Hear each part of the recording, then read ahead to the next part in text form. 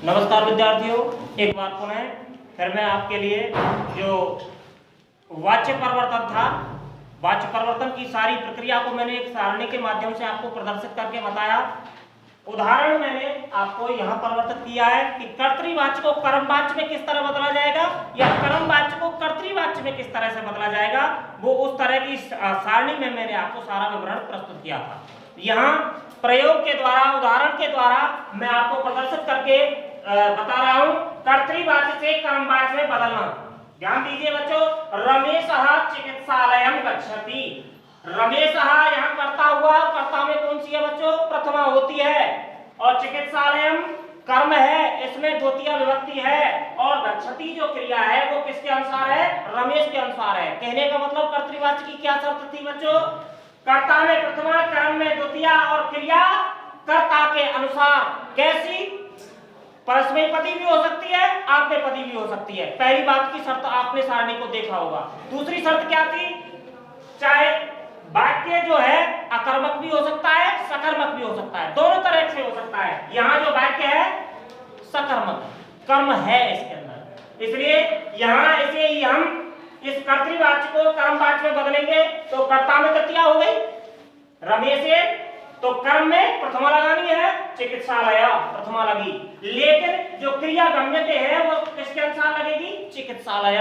चिकित्सालय का अर्थ है प्रथम पुरुष के एक वचन में ही होगी, और वह है आपको आपने प्रदर्शित देख रखा है गम्यते। क्लियर? अगला चलता है अहम त्वाम खादामी। अहम मैं, त्वाम तुमको, खादामी खाता हूं। अब यहाँ अहम है, कर्ता में प्रथमा विभक्ति लगी हुई है और एक वचन का है। यहाँ त्वाम शब्द है, कर्म में द्वितीय विभक्ति लगी हुई है। और खादामी जो क्रिया आई है वो कर्ता के अनुसार है, उत्तम पुरुष का एक वचन, तो क्रिया भी उत्तम पुरुष के एक वचन की। ये है कर्तृवाच्य लिखा हुआ है। यहाँ कर्मवाच्य बदलना है तो यहाँ क्या करेंगे? कर्ता में तृतीया लगाई है, अहम शब्द अस्मत् शब्द के रूप बोलेंगे तो मया तृतीया के एक वचन में आता है। और यहाँ ये त्वाम शब्द द्वितीय व्यक्ति का है तो यहाँ मैंने प्रथमा में बदल दिया युष्मत् शब्द में त्वम। और जो क्रिया है अब किसके अनुसार आएगी बच्चों? कर्म के अनुसार आती है। खाद्यस्य इसलिए आया क्योंकि मध्यम पुरुष का एक वचन है।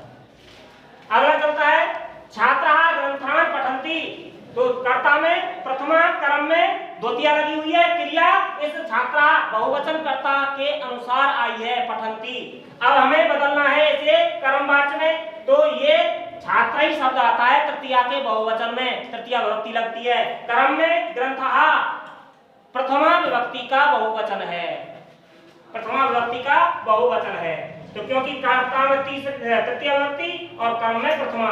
लेकिन क्रिया किसके अनुसार आई है? ग्रंथा के अनुसार, कर्म के अनुसार आई है, क्योंकि पठ्यन्ते, पठ्यते, पठ्यते, पठ्यन्ते, यानी बहुवचन की जो है क्रिया, ये ग्रंथा शब्द बहुवचन का है, इसलिए यहाँ पठ्यन्ते शब्द आया हुआ है। ओके, अब चलते हैं कर्मवाच्य से कर्तृवाच्य में बदलने का उदाहरण। देखिए, मया कार्य क्रियते, मेरे द्वारा कार्य किया जाता है, इसे कर्मवाच्य को ही हम, ये कौन सा है बेटा? कर्मवाच्य है, और इसे हम किस में बदलना है? कर्तृवाच्य में। कर्तृवाच्य की क्या पहचान है? कर्ता में प्रथमा लगाओ, कर्म में द्वितीय लगाओ, और जो क्रिया है वो किसके अनुसार आएगी? कर्ता के अनुसार। इसलिए अहम कार्यम, ये कार्यम शब्द है द्वितीय विभक्ति का है, ये कार्य शब्द है प्रथमा विभक्ति का है, क्योंकि कर्ता में तृतीया तो कर्म में प्रथमा। और क्रिया किसके अनुसार आती है बेटा? क्रिया किसके अनुसार आती है? कर्म के अनुसार। लेकिन इस जगह पर जब कर्तृवाच्य होता है तो वो क्रिया किसके अनुसार आती है? कर्ता के अनुसार। इसलिए अहम शब्द है, इसलिए करोमि शब्द यहाँ आया हुआ है। आगे चलता हूं, दूसरा उदाहरण है छात्रैः विद्यालयः गम्यते। छात्रैः शब्द आप अच्छी तरह जानते हुए राम के अनुसार चलते हैं, तृतीया के बहुवचन में छात्रैः शब्द आता है, कर्ता में तृतीया, कर्म में प्रथमा लगा हुआ है, विद्यालय विसर्ग है, प्रथमा विभक्ति का एक वचन। और गम्यते जो क्रिया आई है वो अच्छी तरह ध्यान दे लेना बच्चों, किसके अनुसार आई है? गम्यते विद्यालय के अनुसार, क्योंकि विद्यालय एक संज्ञा है और संज्ञा जितनी भी होती है वे सदैव ही प्रथम पुरुष के प्रथम पुरुष में गिनी जाती है। अब एक वचन है इसलिए एक वचन की आएगी, इसलिए इस जगह पर क्या हुआ? गम्यते। इस जगह पर क्या हुआ बेटा? गम्यते। इसलिए इसे ही हम कर्मवाच्य में कर्तृवाच्य में बदलेंगे। तो कर्ता में प्रथमा आई, बहुवचन का है क्योंकि ये तृतीया का है, तो यहाँ तृतीया का बहुवचन है, तो यहाँ प्रथमा का बहुवचन आया छात्रः। अब इस जगह पर कर्म में कौन सी द्वितीय विभक्ति लगाई है, इसलिए विद्यालयम अच्छी तरह से दिख रहा होगा, विद्यालयम कर्म में द्वितीय। लेकिन जो क्रिया होती है वो सदैव ही कर्ता के अनुसार होती है, क्योंकि कर्तृवाच्य की पहचान ही कर्ता के अनुसार होती है। इसलिए छात्रः शब्द है प्रथम पुरुष के बहुवचन का है, इसलिए यहाँ गच्छन्ति भी प्रथम पुरुष के बहुवचन की गच्छति गच्छता गच्छन्ति, इस तरह से ये होगा। अंतिम उदाहरण इसका, छात्राभ्याम पुस्तकम पठ्यते। ध्यान दे लेना, छात्राभ्याम अच्छी तरह समझते होंगे, तृतीया का द्विवचन, बहुवचन एक वचन नहीं द्विवचन है। अब तृतीया का द्विवचन है और पुस्तकम क्या है, जब कर्ता में तृतीया होगी तो कर्म में प्रथमा होगी, क्योंकि ये नपुंसकलिंग, फल फूल पुस्तक आदि नपुंसकलिंग में चलते हैं। वैसे पुस्तकम पुस्तके पुस्तकानि प्रथमा में भी इसी तरह से होता है प्रथमा विभक्ति में, और द्वितीया में भी पुस्तकम पुस्तके पुस्तकानि। इसलिए कर्ता में तृतीया है तो कर्म में ये कौन सी विभक्ति है बच्चों, प्रथमा लगी हुई है, पुस्तकम। अब यहाँ जो पठ्यते शब्द आया है, पठ्यते क्रिया आई है, वो किसके अनुसार आई है, पुस्तक के अनुसार आई है, क्योंकि इसके अनुसार आती तो दो वचन में पठ्यते होना चाहिए था, लेकिन नहीं, यह जो क्रिया आती है सदैव ही कर्म के अनुसार आती है कर्मवाच्य में। इसलिए एक वचन के प्रथम पुरुष के एक वचन में जो रूप आया है वो पठ्यते शब्द आया। इसलिए अब इसको ही हम कर्मवाच्य को अब हम कर्तृवाच्य में बदलते हैं। तो ये जब तृतीया विभक्ति का और द्विवचन है तो यहाँ प्रथमा विभक्ति का द्विवचन बनना पड़ेगा, प्रथमा विभक्ति का दो वचन बनेगा। अब इसका रूप क्या बनता है, छात्रे। पुस्तकम, क्योंकि कर्ता में प्रथमा हो तो कर्म में द्वितीया, तो यहाँ प्रथमा आई थी और इस जगह पर देखने में एक जैसे बच्चों अच्छी तरह ध्यान दे लेना, यहाँ प्रथमा विभक्ति लगी हुई है और यहाँ द्वितीय विभक्ति लगी हुई है, क्योंकि शर्त है इसकी, कर्ता में यदि प्रथमा होगी तो कर्म में द्वितीय होगी, कौन सा, कर्तृवाच्य की, और यदि कर्ता में तृतीया होगी तो कर्म में प्रथमा होगी। तो इस जगह पर ये प्रथमा विभक्ति का है तो यहाँ कर्म में द्वितीय विभक्ति आई है, कर्ता प्रथमा विभक्ति का है तो कर्म में द्वितीय, और इस जगह पर जो पठता शब्द आया है वो कर्ता के अनुसार आया है, क्योंकि ये दो वचन का है तो दो वचन की क्रिया आई है, पठतः पठती पठतः, इस तरह से आपको ये क्लियर किए हैं। आगे चलता हूं। अब देखिए बच्चों, आपको कर्तृवाच्य से भाववाच्य में बदलने का उदाहरण प्रस्तुत किया है। कर्तृवाच्य ध्यान देना, सोहने स्वपिति, सोहन यहाँ कर्ता है और स्वपिति क्रिया है, कौन सा है, कर्तृवाच्य। ध्यान दे लेना बच्चों, वो जो सारणी मैंने आपको बताई थी वहां मैंने कहा था जो कर्तृवाच्य होते हैं वो वाक्य सकर्मक भी हो सकते हैं और अकर्मक भी हो सकते हैं, समझ में आई होगी। तो यहाँ जो ये वाक्य आया है कर्तृवाच्य का है, लेकिन यहाँ कैसा है, अकर्मक है, क्योंकि कर्म नहीं है, केवल कर्ता है और क्रिया है, कर्म नहीं है। आगे हमें इसे ही भाववाच्य में बदलना होगा।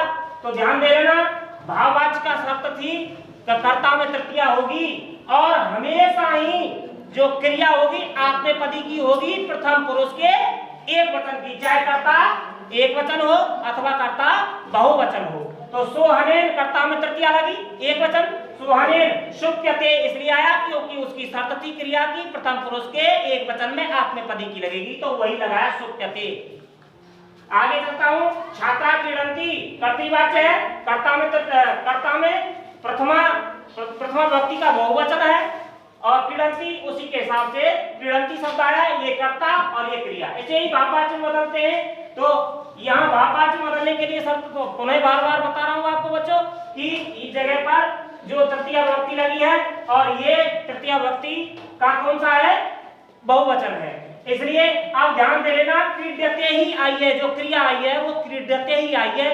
कर्ता के अनुसार बहुवचन की होनी चाहिए थी क्रिया, लेकिन नहीं, क्योंकि उसकी शर्त प्रथम पुरुष के एक वचन में आत्मनेपदी की होती है सदैव ही, चाहे कर्ता एक वचन का हो, द्विवचन का हो, बहुवचन का हो, इसलिए क्रीड्यते शब्द आया।